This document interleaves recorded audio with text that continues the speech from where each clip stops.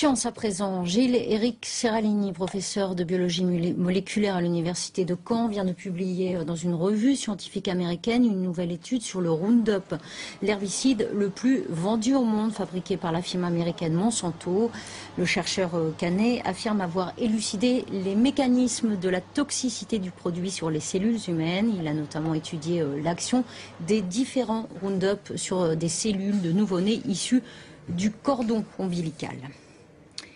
Et le professeur Seralini est notre invité ce soir. Bonsoir monsieur, merci d'avoir accepté notre invitation. Alors je parlais des mécanismes de la toxicité. Quels sont-ils et quelles sont ses conséquences sur ces cellules? Bonsoir. Hélas, cet herbicide, à des doses infinitésimales, va pénétrer nos cellules lorsqu'il est, par exemple, dans les rivières, dans les légumes, vous savez aussi dans les OGM. Et il va pouvoir avoir une action triple. D'une part, il va éclater les cellules petit à petit. D'autre part, induire des enzymes qui vont disséminer la mort, le suicide des tissus. Et ensuite, il va aller jusqu'au noyau et étouffer les cellules dans leur mécanisme de respiration cellulaire. Tout cela relève d'enzymes très précises que nous avons étudiées. Alors, vous avez, vous l'avez dit, travaillé sur des doses infinitésimales. Qu'est-ce que ça signifie ?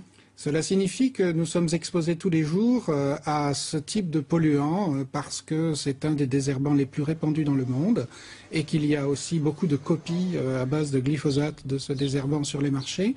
Et donc nous en avons utilisé de 4 types et nous avons utilisé cela à des dilutions de 100 000 par rapport à ce qui se vend sur l'étagère du magasin. Et même moins quelquefois. Et donc ce sont des doses qui sont acceptées par certaines législations dans les résidus d'aliments OGM par exemple. Ce sont vraiment des doses courantes. Courantes, hein. Donc c'est pour ça que selon vous, il faut faire changer la réglementation.